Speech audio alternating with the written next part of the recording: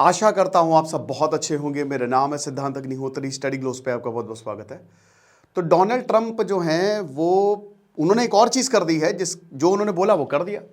तो मैं great again के लिए डोनाल्ड ट्रंप ने कहा कि ले बेटा अंग्रेजी, अब अंग्रेजी ही चलेगी, अंग्रेजी बीट दे, जा जो उखाड़ा ना उखाड़ा ले।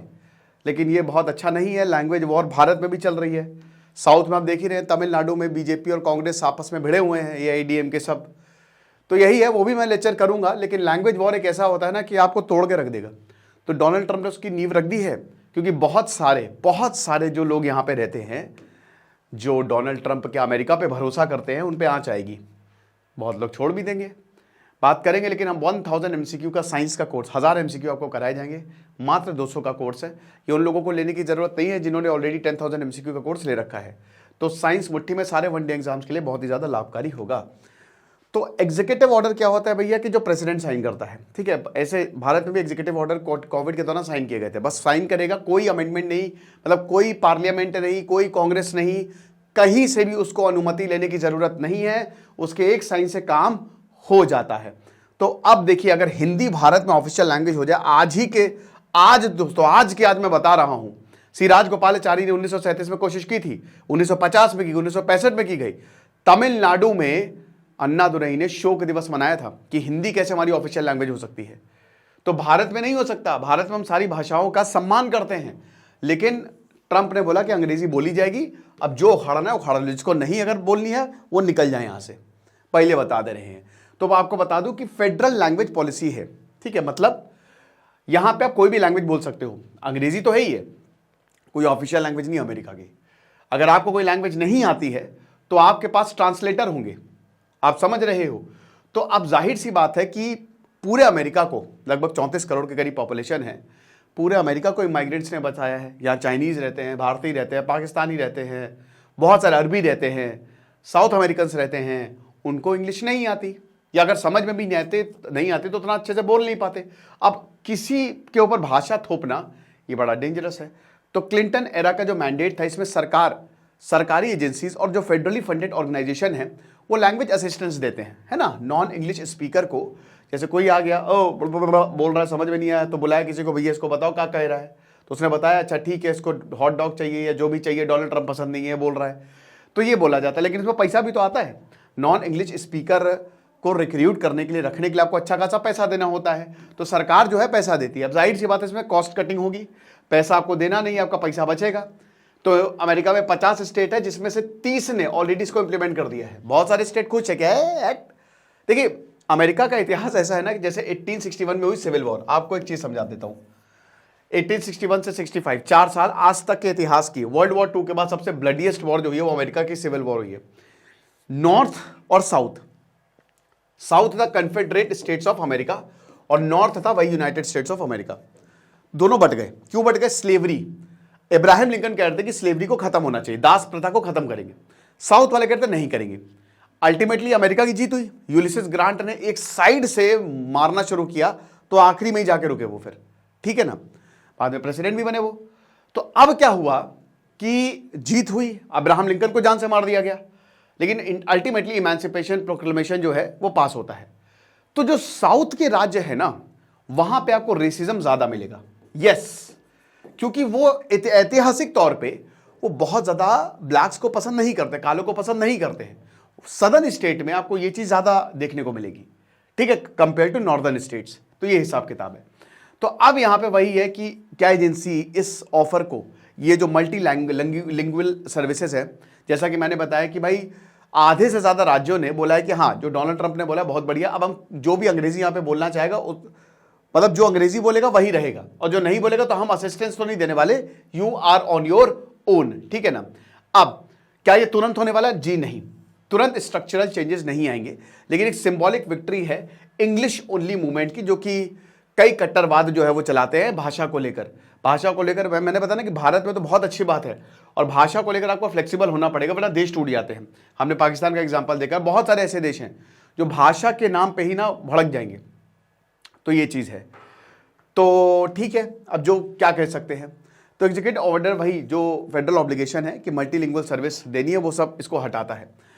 अब जो बिल क्लिंटन 2000 में इस एग्जीक्यूटिव ऑर्डर को फाउंड ये बोला था कि जो भी यहां पे आएगा तो उसको अगर मान लीजिए उसकी लिमिटेड इंग्लिश प्रोफिशिएंसी है under the title 6 of the civil rights act, तो आपको हम दे देंगे। आप मतलब नॉन इंग्लिश स्पीकर्स के लिए इस एक्ट के तहत हम आपकी हेल्प करने वाले हैं। अब जैसा कि हमने बताया कि 30 राज्यों ने ऑलरेडी इसको अपना लिया है। तो जो make America great again, Donald Trump हर वो चीज कर रहे हैं। डोनाल्ड ट्रंप ने पूरी दुनिया को यह बता दिया है कि अब you are on your own. Nationalism का झंडा सामने लेके डोनाल्ड ट्रंप आगे बढ़ते जा रहे हैं।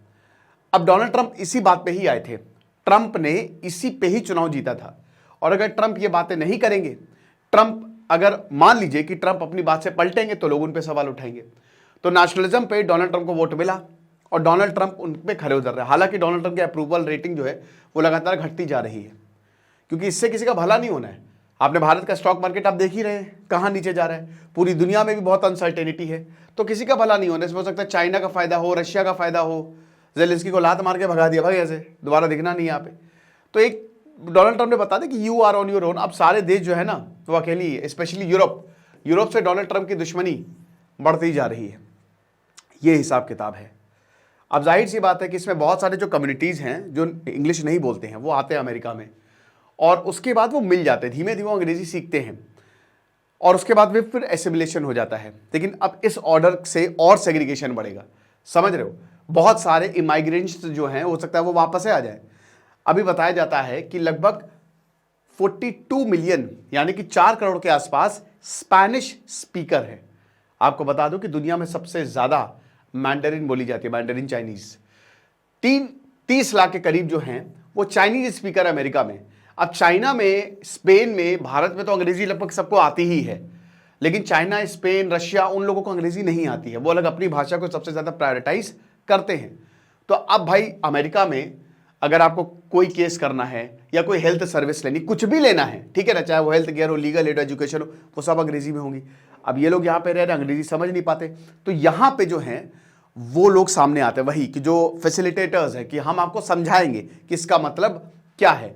तो अब ये नहीं है तो जाहिर सी बात है ये सब इन चीजों पे चूकेंगे, ठीक है। और कम्युनिटीज जो हैं वो एसेंशियल सर्विस, क्योंकि अमेरिका में ना लैंग्वेज बहुत टफ है, अमेरिका की लैंग्वेज जो है वो समझना इतना आसान नहीं है। आप बस एक काम करिएगा, अगर आपको मेरी बात पे विश्वास नहीं हो रहा है, आप वॉशिंगटन पोस्ट या एक न्यूयॉर्क टाइम्स का आर्टिकल पढ़ लीजिएगा, आपको पता चल जाएगा कि भारत और अमेरिका की इंग्लिश कहां है, बहुत ऊपर है। मतलब बहुत ज्यादा टफ वर्ड्स का इस्तेमाल करता है और बिना बात के करते हैं। मतलब मैं तो भाई फ्रस्ट्रेट हो जाता हूं कि भाई ये कब खत्म होगा आर्टिकल न्यूयॉर्क टाइम्स का। ये हिसाब किताब है।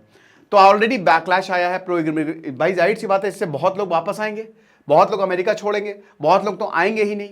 और बोला कि ये तो बहुत ही गलत है, क्योंकि ये ब्लैक और ब्राउन इमाइग्रेंट्स कम्युनिटीज को ही हार्म करेगा, है ना। आपने बस गोरों को ये राइट दे दिया तो ये सही नहीं है।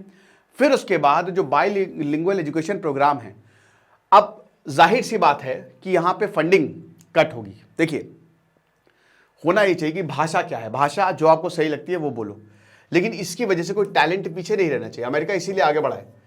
अमेरिका कहता है टैलेंट, अमेरिका, दुबई, जितने भी यूएई, सऊदी अरब, सब क्या कहते हैं, टैलेंट है आगे आ जाओ, मुझे हमको फर्क नहीं पड़ता तुम गूंगे हो, हमको नहीं फर्क पड़ता, मुझे फर्क नहीं पड़ता, तुम बस आ जाओ हमारे देश में, हमारे यहाँ आओ, हमारे यहाँ काम करो। तो एक्चुअल में यही होना चाहिए कि भाई इससे कॉग्निटिव स्किल्स जो है, एकेडमिक परफॉर्मेंस, जॉब अपॉर्चुनिटीज बढ़ती हैं ग्लोबलाइज्ड इकोनॉमी में। लैंग्वेज क्या है, लैंग्वेज तो एक बैरियर है, ठीक है, उसको हटाओ ना। तुमको खाली काम से मतलब होना चाहिए कि अगर मान लीजिए कोई बहुत बढ़िया साइंटिस्ट, उसको वो अपनी भाषा बोल रहा है तो उससे क्या फर्क पड़ रहा है ना। लेकिन यही है, अब स्कूल जो है वो जाहिर बात है इसमें बहुत सारी माइग्रेंट पॉपुलेशन है। अब दे विल फील प्रेशर्ड कि भैया जो भी बाइलिंगुअल प्रोग्राम्स उनको खत्म करो। तो ये अल्टीमेटली इमाइग्रेंट्स को ही प्रॉब्लम होने वाली है, ठीक है ना। अब इमीडिएट पॉलिसी चेंजेस नहीं है। और याद रखिएगा कि राज्य जो है वो चूज कर सकता है, स्टेट चूज कर सकता है, स्टेट के ऊपर कंपल्शन नहीं है। डोनाल्ड ट्रंप ने ऑर्डर पास किया, जैसे मान लीजिए डोनाल्ड ट्रंप कोई भी ऑर्डर पास करेंगे तो वो स्टेट के ऊपर डिपेंड करता है कि उनको लागू करेगा कि नहीं करेगा, क्योंकि अमेरिका का फेडरल स्ट्रक्चर है ना। अमेरिका में ऐसा नहीं है कि कुछ भी बोल दिया, तो अमेरिका में स्टेट की भी मंजूरी जो है वो उतनी ही जरूरी जितनी डोनाल्ड ट्रंप की। लेकिन वही है, बाकी जो भी होगा हम आपको बताएंगे। एक के बाद एक डोनाल्ड ट्रंप, मैंने बोला ही था कि जब ये आएंगे ना तो एक के बाद एक आपको गजब खबरें सुनने को मिलेंगी। आपको क्या लगता है मुझे कमेंट बॉक्स में बताइएगा। खुश रहिए, पढ़ते रहिए। दिस इज सिद्धांत अग्निहोत्री साइनिंग ऑफ।